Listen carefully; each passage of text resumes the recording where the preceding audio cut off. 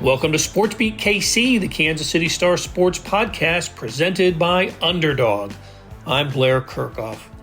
On today's show, Star columnists Sam McDowell and Vahe Gregorian discuss stadiums and where things stand with the Royals and Chiefs. Last April, Jackson County voters turned down extending a sales tax for stadium projects, and since then there have been many stories about what the teams might do about their future homes, but it's all been speculation. On today's show, Sam and Vahe get into the possibilities and the timelines. Where are these teams going to be playing ball in the near future? Okay, let's get started. Well, it was a year ago this month that the Jackson County voters went to the polls and turned down the 3.8-cent sales tax extension for stadium projects for the Chiefs and the Royals. I don't know what I expected to have happened in the year since then, but maybe more than what has occurred. I thought we'd be a little farther along, especially with the Royals.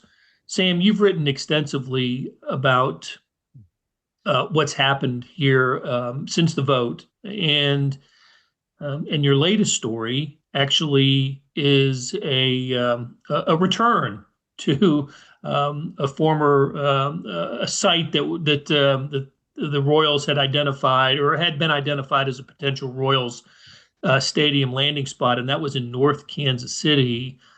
Look, I've counted at least 5 sites for the Royals since the conversation has started, and now we're back to talking about places that had been mentioned originally. So, why did North Kansas City come back into the conversation?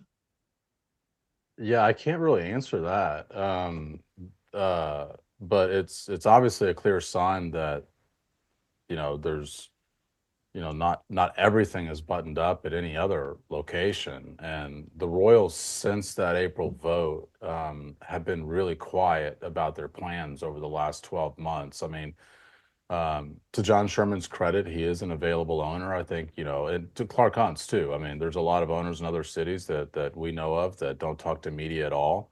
But John has very much not answered detailed questions about the stadium since that vote, and he's not really obligated to. They don't have a vote in front of voters. There's no answers really that he's required to provide at this point, but what it's left us in the dark on is not necessarily what they're considering, but what their preferences are and what boxes need to be checked for them to feel comfortable at a location. And, I know that the Washington Square Park site downtown that I had reported last August is something that City Hall has pushed, including Mayor Quentin Lucas himself. I also know that's a really tight space over there, and that the Royals have envisioned a ballpark district with surrounding elements to profit off of that they would own. I would imagine it would be more difficult at Washington Square Park, and that was always the North Kansas City site, as you mentioned, Blair. It's not just that they considered the site; it was one of the 2 sites they announced as a finalist. So we did learn more information about just the way they viewed that site, because they had to answer questions about that site, not quite a year and a half, maybe 15 months ago when they announced it as a finalist. And we know that they liked the fact that there is just an unbelievable amount of land over there controlled by a single owner or a single family owner, which is the Merriman family. And, it's almost 100 acres. And I think Washington Square Park is every bit as tight as the Crossroads was, and that's probably not. I would guess the North Kansas City site's at least 4 times that size, and so envisioning your own ballpark village and thing of that sort, that probably comes to life more in North Kansas City, and then you're weighing the pros and cons of, okay, does it fulfill your desire of wanting to go downtown? Because they have been clear that it's in or around downtown. This is much more about the around downtown than it is the in downtown. I mean, I think you could have downtown as a backdrop in North Kansas City, but it's certainly not in downtown Kansas City. It's in Clay County, actually. Yeah. So across the river. Vahe, before we get Across to to sorry, just the real important point on that is that across to a different voting base if you do have a vote potentially for a right, tax. which brings up perhaps another issue. The financial base in Clay County is not what it is in Jackson County. If it comes to a vote, and not as much money would be raised, probably, right, if it were in Clay County. But Vahe, before we get to the idea of downtown, I wanted to ask Sam one more thing. You mentioned the boxes that need to be checked. Is the biggest box, do you think, for John Sherman, the ability to surround the stadium with the district? How important is that for this to happen? Yeah, I would imagine that's high up on the list. To me, number one is the finances. What finances can you secure at each site? I mean, that's the number one conversation. And number two, I think for them would probably be land control. How much land can you get? How easy it is to acquire? Everything downtown is not going to be simple in that sense. It's all going to have its complications. To me, that's the very reason the Crossroads proposal was rejected by taxpayers, is because they had no public plan for how they were going to acquire the land required for that site, and it was going to displace business owners. We didn't know how, when, or whether they were going to be made whole and how that was going to happen.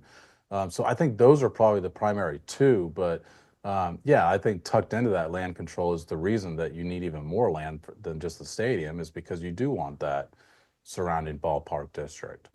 That would help finance the team in the future. I mean, it's one of that's why those things exist, right? For owners to make money, to ostensibly to invest in the team and continue the team in a financial well health going forward.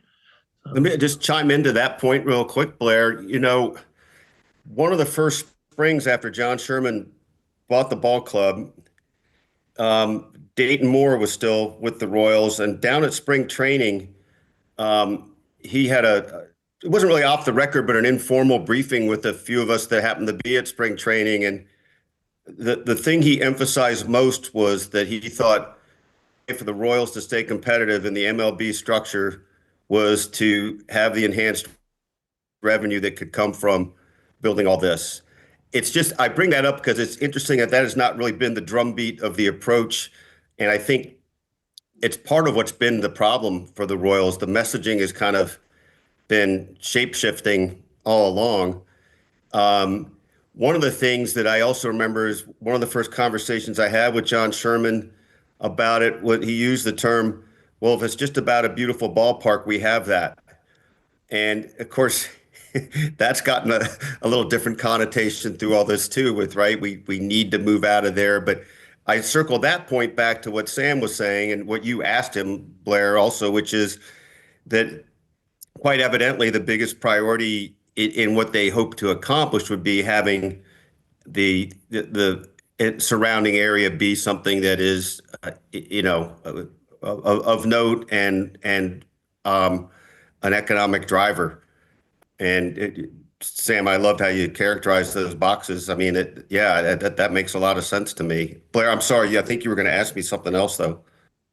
Yeah, but that's never stopped you, Vahe, from just Nope. running off, taking the baton, and taking the perceived baton. And I've always appreciated that about you. That's for sure. Well, but it all relates to what you wrote about last week, and that is the downtown as the destination for the Royals, and why it should be there. And it goes back to original conversations, right, with that you and Sam and I had with John Sherman. And I'll never forget, at the listening tour, the sort of the original or the jumping off point for all of this, in terms of as a public discussion. He was asked directly about going downtown or staying in Kansas City, Missouri, and he said yes. And everything has been, to our knowledge, all of everything's been about downtown for him until the vote a year ago, and then other options became were rolled out. But if he had a choice, it would be downtown. Well, I certainly believe that. And, Sam will remember this probably better than I will, or maybe you will remember it also, Blair. But I think one of the original sort of points of the search that they at least were willing to publicly say was that they looked at at least 14 different sites downtown. Now, maybe I'm remembering wrong. Maybe it was 14 sites. But Sam reminded me of this was something he wrote a few months ago, and I think maybe I alluded to it briefly in what I just wrote the other day. But one portion of their presentation that night at the Westport Plex Pod, the first stop in the listening tour, was why downtown? That was the whole subcategory. And again, this is not just to beat a dead horse, but I think what all seemed to be part of the grander scheme was the things you could enable and enlist to the cause that you could really only do downtown with things that can spread out within the heart of the metro area, that would be the prime driver. And again, it's not like you can't develop around someplace else, right? And that's obviously they want more space to do that with. But there was something I think essential about being in the core of the whole area that I was struck by, that I thought was important. I understand it's hard to achieve and you can't just make up a spot and put it there, but I just thought that was the best basis for this. And look, we've all been to different cities where some cities have it this way, others don't. But certainly, Baltimore, San Francisco, Pittsburgh, St. Louis, Denver have all benefited from this scenario. And you guys know better than I do because Blair, you've lived here for so long, and Sam, you grew up here, how the development downtown with Power and Light and T-Mobile changed Kansas City forever. I don't know if the economics panned out as they were touted to, but you wouldn't not do that if you knew what's become of it. Well, remembering what was there before Power and Light, and which basically was tumbleweeds, and and the T-Mobile and the streetcar. I'd add the streetcar to that development as well. It really has changed downtown. And I've let me I've got a list of places that we've had the Royals considering. Correct. Add to this if I'm missing one, but it started with East Village, and we've also talked about Crossroads, Washington Square Park, the Sprint campus area, and North Kansas City. Sam, am I missing one or two or multiple? Yeah, there's a lot on there. I'm not sure which ones I can't keep track of which ones I've been told on the record and off the record, but Okay. yeah, there's at least maybe half a dozen. I mean, look, Bai is right. They put like 14 cities on their initial listening tour list, but I would say like even quote unquote leaders in the clubhouse, those have all probably taken a turn at some point. So that to me is what's more striking, is that you've had a lot of ones that I think they have really focused their attention. I mean, 3 different downtown sites with Washington Square Park, Crossroads, and East Village, and then North Kansas City and Sprint campus. They've definitely I will say this, they've definitely looked at other sites in Kansas. And pre-vote, they definitely looked at other sites in Missouri as well. There was one other thing that I remembered, just because I just happened to be looking this up. One of our first reports on the possible sites got into 2 in particular, one of which was an area I've never really figured out what got it excluded. It was just west of 18th and Vine, that area over there. That had been one of our initial reports.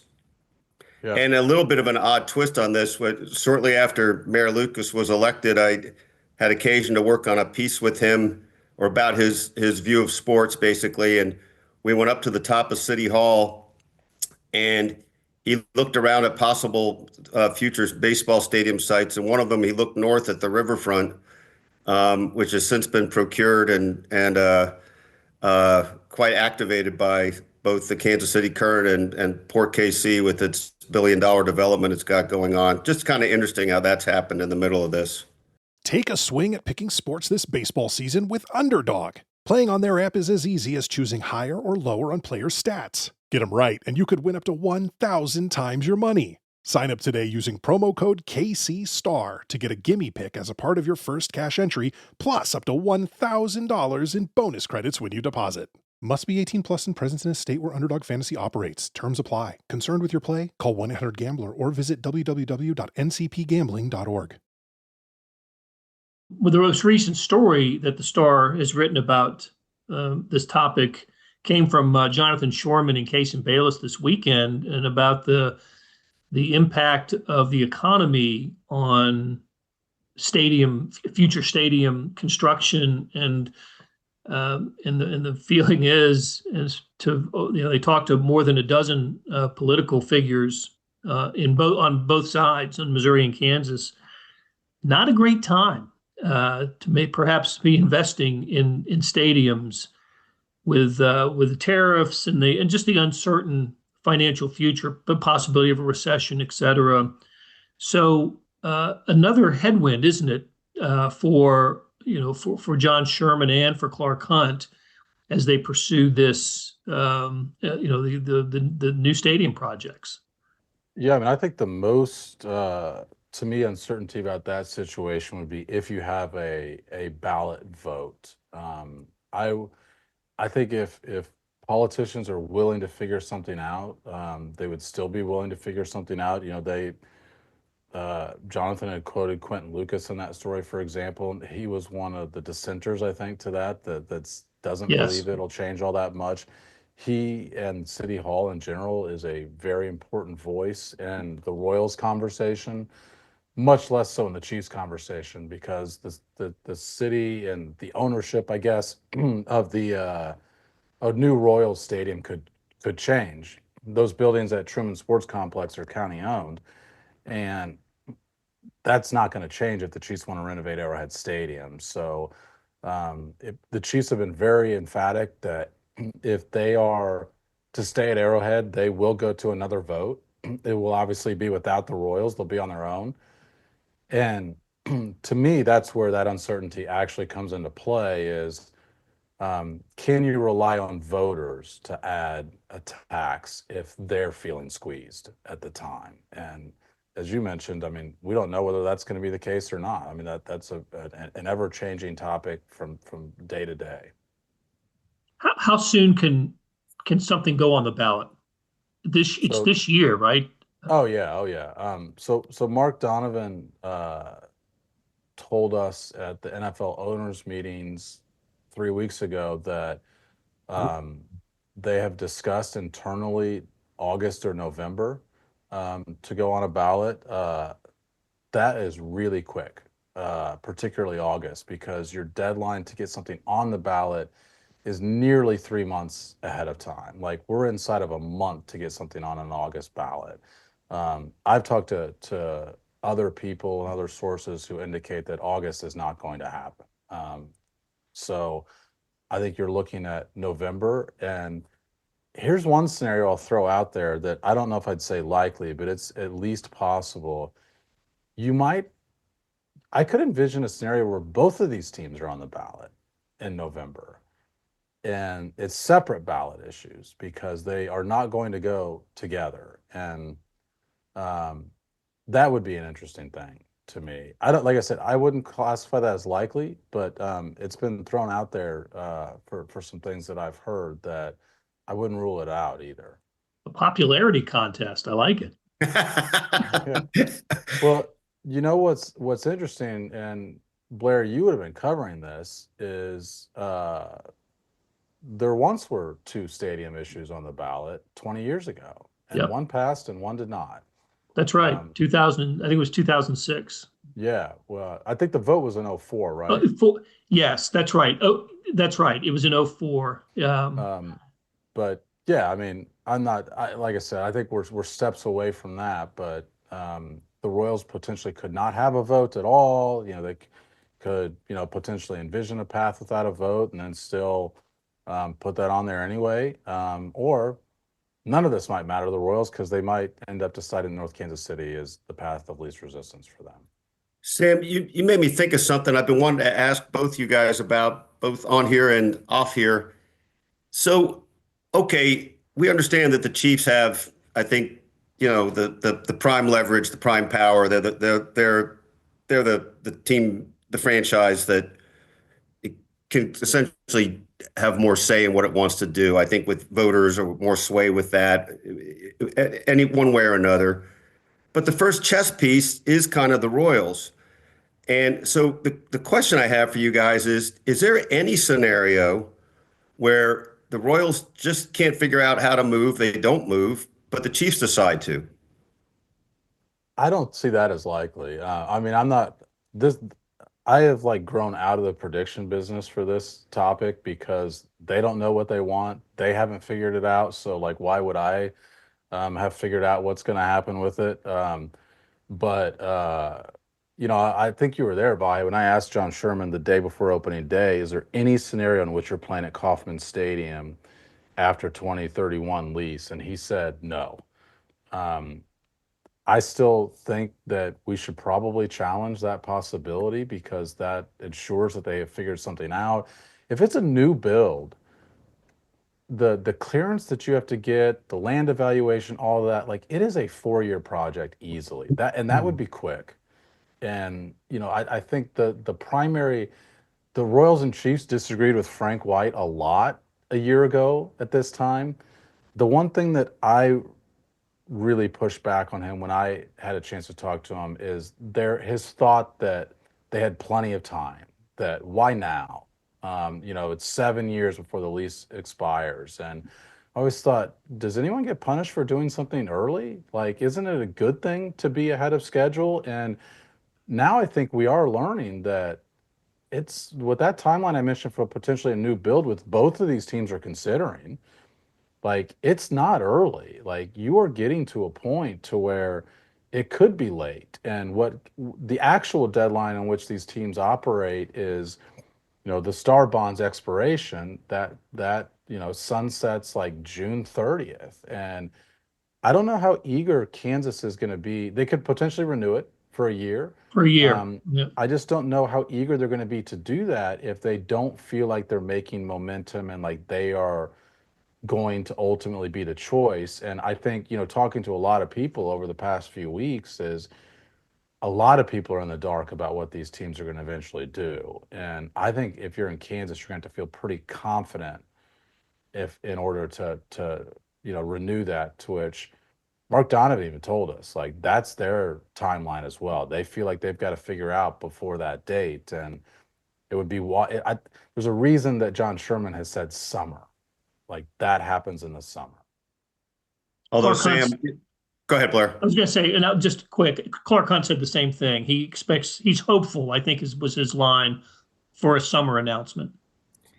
I would just add in this with when among the other things that seem to be at odds with each other in conversations we've had with people, and you've had many more conversations, Sam, behind the scenes, but when John Sherman says there's no scenario where they're still at Kauffman after the lease, and Mayor Lucas, in one of our conversations with him a couple months ago, I can't remember if it was in New Orleans or over in his office, but said that he wonders if nothing may happen the way things are going, that's a scenario. Nothing may happen. We'll see. Well, let's talk about these star bonds for a second. Isn't that a bird in the hand for teams? While Jackson County officials and not even Jackson and Clay County folks, talk about Jackson County voters turn it down, and it just there's so much uncertainty on the Missouri side. Over in Kansas, they're beckoning the teams, come on over. We've got billions of dollars in star bonds waiting for you. Do the star bonds create a safe landing spot for these teams? We saw a video last week that was, I believe it was last week, where the Chamber of Commerce and the Kansas City Sports Commission got together and about a minute video where it was a call to action, just please let's work together, get this done. And I was thinking, with the idea that, if we don't, if nothing happens, they could possibly leave the region. I'm thinking you've got an offer from the Kansas side on, with this. So where do the teams, what are they feeling about, the Kansas side and the ability to access star bonds, which would pay for, I don't know, up to 75%? Is that what it is? Billions of dollars. Yeah, I think that that affects both teams differently. One, I think that the hurdle for the Royals is location. I mean, you're already in a suburb location, and to me, that's what initiated this entire conversation, was trying to change that attribute about being downtown. Nowhere in Kansas offers that possibility. Um, with both teams, but particularly for the Chiefs, I mean, as much as you could get paid, some numbers I'm hearing for what that would cost the Chiefs are much higher than what a renovated Arrowhead Stadium would cost, because, the Royals are looking to build regardless. And so that price tag is going to change, but not dramatically based on location. And that's where the land acquisition ease comes into play. But with the Chiefs, you're talking about a $1 billion rebuild versus a $3 billion, renovation versus a $3 billion new stadium. So when you go to Kansas, your price tag changes by 3x. And so even if you could get, first of all, I don't think you'd be able to get 75% funded. I mean, you do have to sell those bonds. But beyond that, I think that ownership's price tag, well, I know for certain it increases, and I think it increases a lot, to where the Hunt family, we know at the vote and the renovation project, was going to contribute 300 million. I'm told since a year has passed and prices have gone up, that their price and their percentage would likely make the same, but that means their price would probably go up. My guess is to somewhere around 350 or something. I think it would cost them at least twice as much over in Kansas. And you could be, if you're an ownership group, weighing that option, considering, are we going to have to put $1 billion into this thing? And that obviously is a real thing that could change your mind if you're the owners. But I would also think with the ability to, if it did land over at the Legends area, it would be a roofed stadium with the ability to attract, winter, bad weather events, which can't happen at Arrowhead right now. Yeah, I mean, the things that they would be considering over there in Kansas, I mean, there's definitely a lot of pros to that site too. I was just, I guess, replying to, I don't think it's quite as easy as people think it is for those reasons I just outlined, but there's a lot of attraction, I think, for the Chiefs over there. You would get like a Big 12 championship in football that you're not in play for now. You would have potentially other college football games out there. And then Final Four. Final Four. And, Mark Donovan told me that he's on the Super Bowl committee, the site selection committee. He doesn't think that gives him an advantage, but it does give him an insight to how these sites are selected. And he says Kansas City has absolutely been discussed if it gets a new stadium. So I do think they would get a Super Bowl at one point. I don't know that they would become suddenly in the rotation for it. I think they would probably get a Super Bowl if they build new out there.